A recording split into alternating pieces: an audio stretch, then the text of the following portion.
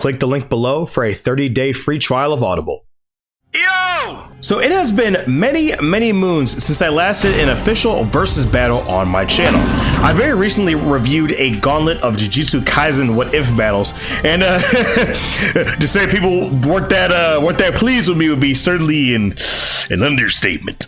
I am very clearly a glutton for punishment and need to drive more engagement to my channel. So today, we are here with an official versus battle between two contestants that should be well known to anyone that watches my channel or in the anime and manga sphere as a whole. In the left corner, coming in at a height of 4'7" and 89 pounds, we have the blonde bomber, the successor to the yellow flash, the orange spark himself, Naruto Uzumaki.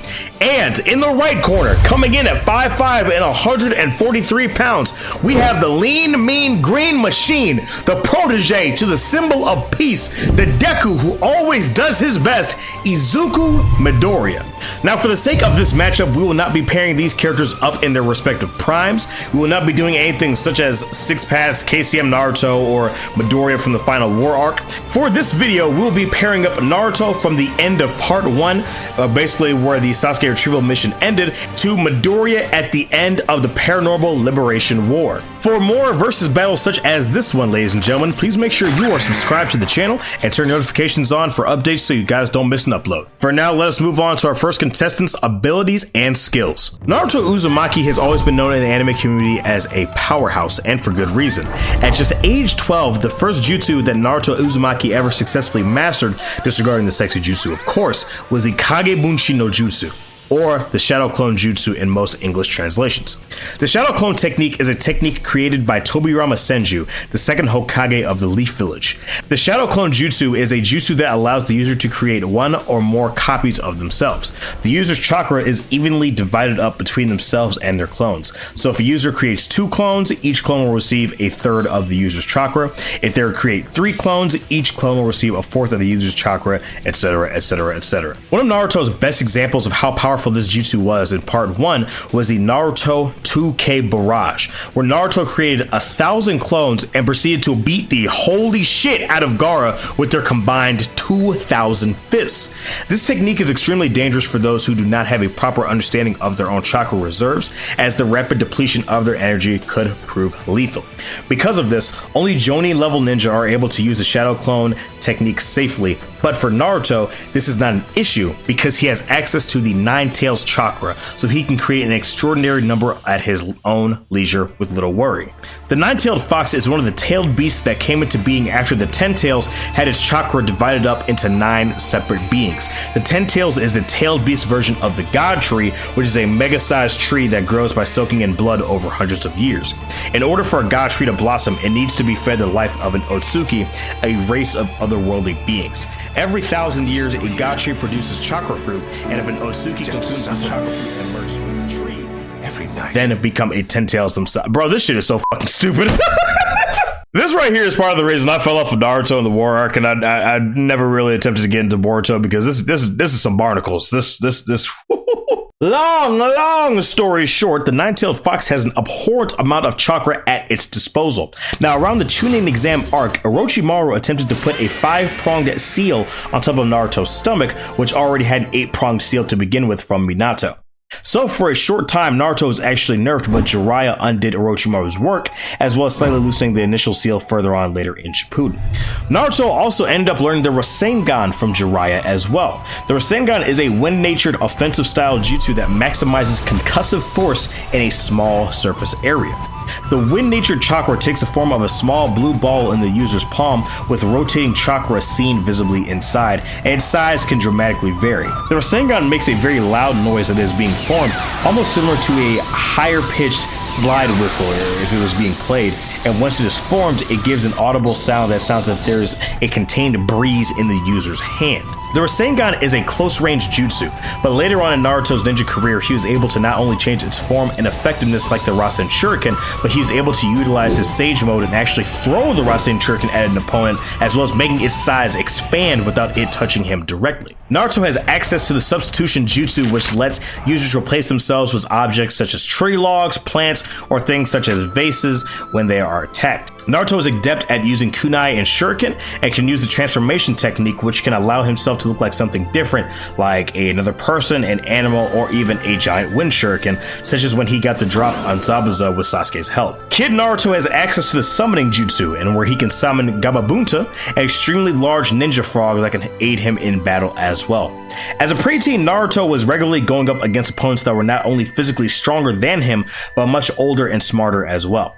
In terms of speed, Naruto characters tend to be kind of cracked in general. When Naruto received a buff from the Nine Tails against Haku, Naruto was able to catch Haku by the wrist and crack. Bro, he cracked Haku right in the shit. Yo, this hit is absolutely diabolical. They replayed this shit like 4 times in the anime, so you can just feel how hard Haku got fucked up. Hey, Guiza, yo, editor, roll the clip.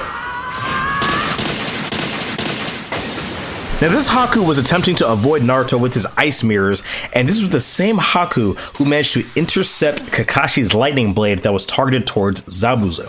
Now, the lightning blade is essentially just Kakashi's Chidori, but the reason it got the name lightning blade from him is that it was able to split a bolt of lightning. Lightning travels at about 270,000 miles per hour, and Haku managed to step in front of this attack. This very same Haku was caught and pummeled by Kyuubi amped Naruto almost effortlessly.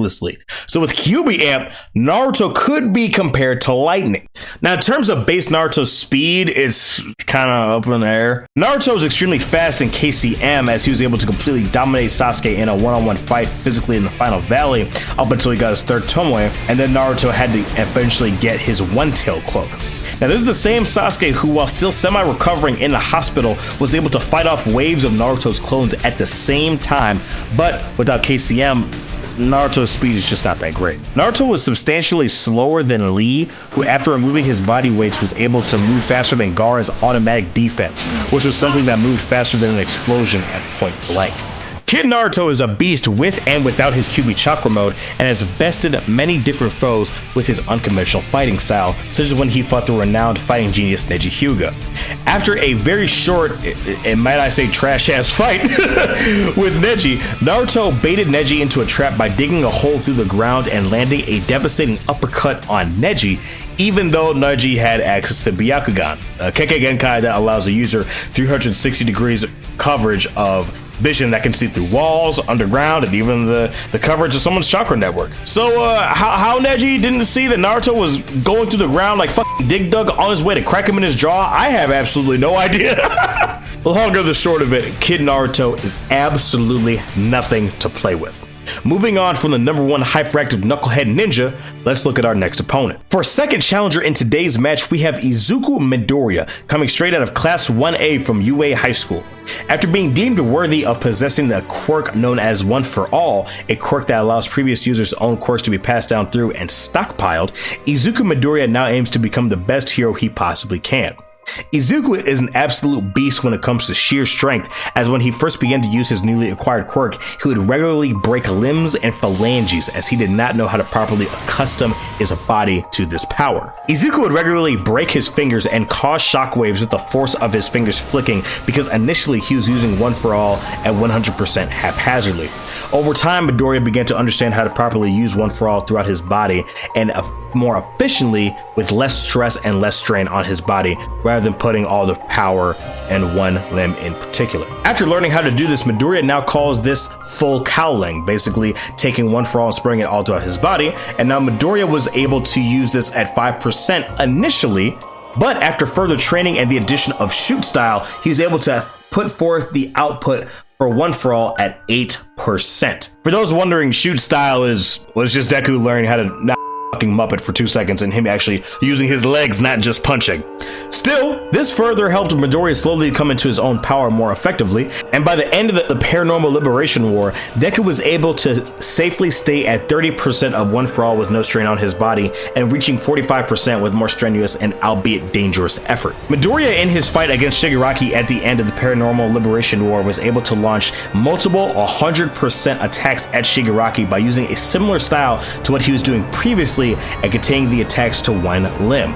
By the way, this is my favorite page in the My Hero manga. Listen, I know many other people have issues with My Hero Academia, and many of them being valid, but I will say that I absolutely adore the character of Midoriya, man. I love seeing this kid, man. Him putting 100% of his all, no pun intended, is inspirational every time I see it. I actually started watching My Hero because I saw that clip of Deku versus Muscular, and I have to say, I still hold that memory in dear regard to this day. I'm glad I went on that journey, man. Now, in addition to One For All and Midoriya gaining more understanding on how to properly manage that power, Deku at the end of the Paranormal Liberation War had awakened 3 of his latent quirks that One For All had stockpiled up to this point. Number 1, Black Whip. Black Whip is the quirk of the 5th user One For All, Dagoro Banjo? I have no idea how to pronounce this dude's name. Black Whip allows Midoriya to protrude black tendrils of energy from his body that are good for grappling, grabbing things from large distances, such as cars falling onto civilians. Black Whip dramatically improves Midoriya's agility as it allows him to traverse vertically more proficiently. Black Whip can also be used to brace Midoriya's muscles so he doesn't injure his joints as badly when he hits something with a 100% blow. Black Whip is basically Midoriya's answer to Spider-Man's webs, and it's funny because actually Midoriya has something that Spider-Man has in his arsenal as well. Number 2, Danger Sense. Danger Sense, it's exactly like Spider-Man's Spider Sense, like to a T. Midoriya describes Danger Sense as being a stabbing sensation in his head. Midoriya gets limited precognition for things coming his way, and depending on how fast the attack is, he can dodge it. Midoriya uses this Danger Sense to dodge Lady Nagant's bullets to the best of his ability, but because her bullets were so fast, he still ended up getting injured. Danger Sense can even be used on individuals not attacking Midoriya directly, as he used Danger Sense to hunt down nearby criminals when he was in the Dark Vigilante arc. Number 3, Float. Float is the quirk of the 7th user, Nana Shimura, and allows Midoriya to suspend himself in mid-air. While this is closer to levitation rather than flight, combined with a motion from something like Black Whip propelling him forward, Midoriya can semi-simulate flight. In terms of speed, Midoriya is no slouch as well. In the first My Hero movie, Midoriya was able to dodge bullets coming at him at close range, which would be about 2,400 miles an hour. Now it's weird because we have this faux 100% where he goes faster than a speeding sniper bullet, but he had to use a combination of different quirks to do this, and this is in a later arc than the Midoriya we are currently discussing. In terms of strength, as previously stated, Midoriya was able to create shockwaves and gusts of air with just his finger flicks alone at 100%, and against Shigaraki, his 100% blows were comparable to explosions. By the way, All Might's United States of Smash was so strong that it created a tornado, and arguably Midoriya's could be stronger because One For All gets stronger each time it gets passed, so... Besides Midoriya being an incredibly intelligent and calculating fighter who is able to think on the fly naturally and analyze his opponents thoroughly, we haven't even talked about his 100% full cowling. Now, when Midoriya had Ares' help in his fight against Overhaul, he was able to use 100% of One For All on his body with no repercussions. Deku was a f***ing beast in this fight, man. I'm not gonna hold you. I remember seeing this shot of those 10 fists coming towards Overhaul. I literally started jumping and sprinting around my room like I caught the Holy Ghost at a Baptist church. Oh man, I can't wait for My Hero to get back to this someday. I mean, they got like, what, 1 season after this? I mean, shit, I hope so. Probably not gonna happen because they got another ass movie coming out the same time as the anime's airing, so Annie Marcus has a fantastic video detailing how strong 100% Deku is, so shout out to him for these calcs here. Annie Marcus estimated that transformed Overhaul was about 100 tons, considering how much concrete he had absorbed, and Midoriya at 100% kicked him so hard he flew into the air and stayed up there for at least a minute. Midoriya was able to simulate flight here as well by using the force of his legs kicking in the air to launch himself and present himself from touching the ground, and this was pre-Black Whip, mind you. Yeah, bro, imagine what Midoriya would have done to Overhaul if he did have Black Whip in this fight. he would have diddied that man. That's all I'm gonna say. You know what I'm saying? He would have freaked this man, bro. Midoriya is an absolute powerhouse, and in the later arcs makes it into the top 5 of the My Hero verse pretty easily with everything that he is able to accomplish. Yeah, that quintuple smashes, that's a to play with, boy, I tell you, good lord. All right, now that we have gone over both combatants in this fight, let's see how they match up. Now, in a bare knuckle fight, street beef style, no chakra or one for all amps, Naruto is taking this fight every single time. While yes, Midoriya is taller and in a slightly heavier weight class, Naruto from an early age was trained as a ninja in taijutsu. And while yeah, generally speaking, he was pretty ass compared to his peers such as Sasuke and Lee, he still got some formal training. Midoriya has very little martial arts training at all, as even his shoot style was helped by his friend Ida, and that was more so just learning how to kick properly. Naruto is a brawler and yes, lacked finesse, but he still had some base to further exemplify this area of weakness, as shown in Shippuden and even Boruto. So when going into this fight, a lot of people are going to argue that Naruto's clones would give him an overwhelming advantage over Midoriya, when I don't think that's the case. In part 1 of Naruto's clones were getting one shot repeatedly over and over and over again. I mean, look at the Kimaru fight, arguably Naruto's worst fight that he ever had. They all just stood there and attacked like 2 or 3 at a time, and Kimaru no-diffed every single one. Now, if Naruto were to attempt something like a 2K barrage and try to jump Midoriya at the same time, that may be a different story, but the problem is that if Naruto does not have a QB amp, he's gonna have a hell of a time trying to catch Midoriya to properly land one. Midoriya's just gonna be too fast for him. Midoriya's agility is simply just better than Naruto's, as with float, Naruto is going to have a bit of a hard time to try and get Midoriya in the air, possibly raining down air blasts upon him. Now, Naruto can get in the air, as with various video games and filler, he has used his clones to make a large ladder to reach high places, or having 2 clones throw him with tremendous force to cross a large distance, like at the end of his fight with Pain. But Deku with both Black Whip and Float is going to make this extremely difficult, if not outright impossible. Midoriya's danger sense is also a major factor at play here, and I believe that Midoriya's danger sense could also provide Midoriya a leg up on finding the real Naruto and launching a counterattack towards him as well. Regardless of Midoriya having danger sense or not, this is going to be an extremely hard fight for Naruto to attempt to win, and I don't know if he necessarily has the firepower to do it. The only time a Rasengan was ever shown to outright kill somebody was shown in Naruto Shippuden with the Odama Rasengan on the Itachi clone, quote unquote, but the Rasengan typically just knocks people out or has them down for the count. And Midoriya has shown repeatedly to have an insane pain tolerance, as he's on the regular, shattering bones in his body, continuing to get up. And I mean, even look at these last couple of chapters. So much crazy stuff has happened to Midoriya, and he's still getting up and trying his best. So I don't necessarily know if a Rasengan landing is going to necessarily do the job. Midoriya's full cowling smashes at 45% could devastate Naruto's clones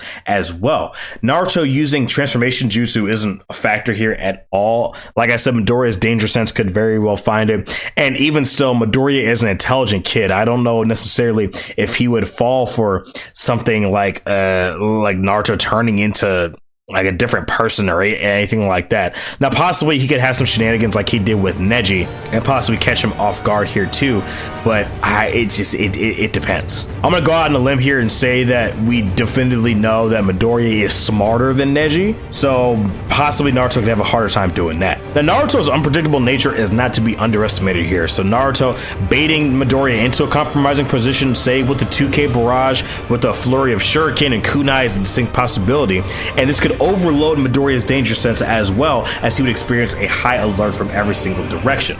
In terms of sheer force and power, Midoriya is taking it all day. Midoriya's 100% Black Whip blows contain the force of explosions, and even early on, a flick from Midoriya's finger created a whirlpool in a large body of water. Even early on in one of his earliest fights against Bakugo, Midoriya uppercutted a building so hard all the glass shattered and knocked a hole in the roof with a strong breeze through it as well. And even if, say, Naruto were to summon Gamabunta, Midoriya in episode 1 was shown to create a large crater on one of the huge robots in the UA entrance exam, which could be comparable to Gamabunta in size. So yeah, it's not looking good for our boy Naruto, man. I'm not gonna lie. With the introduction of the Ninetales, we actually get into some real interesting territory though, so that's good. Ninetales buff Naruto started beating the holy hell out of Sasuke with the second Tomoe. Sasuke could see his movements coming at him, but he couldn't do anything about it for a decent bit. Naruto at the beginning of episode 133 even throws a punch at Sasuke very similar to Midoriya's Delaware Smash. Even as Sasuke launched a fireball jutsu at Naruto, Naruto looked at him and hit that and dispersed it with just the Ninetales chakra, which shook all the water in the final valley momentarily. Now, when Sasuke received his third Tomoe, things got a bit shaky for Naruto until he received the one-tail cloak, and then Sasuke even goes as far as to say that Naruto's movements aren't lining up with the chakra surrounding him, and that he even can't follow it with the buff he received. Naruto in the one-tailed cloak can even extend the range of the cloak to make hands that reach out, very similar to Black Whip, albeit to a less effective extent because it can't do multiple at a time from what it appears. One-tailed cloak Naruto could definitely prove some difficulty for Midoriya if he wasn't careful, but as soon as Midoriya goes into 100%, this fight is fucking over. Midoriya with float combined with Black Whip and blows that simulate explosions on contact through sheer kinetic energy are just not something that Naruto can deal with. Well, yes, Naruto was able to catch Midoriya if you are using that Haku feat as gospel, that's fine, but what then? Midoriya outclasses Naruto by such a ridiculous degree. Midoriya outclasses Naruto by such a ridiculous degree and 100% that it doesn't matter if he catches him. Naruto just doesn't have the firepower to take him down. Again, even if you take danger sense out of the equation, 100% Deku is still not something that Naruto is equipped to handle, is not equipped to do.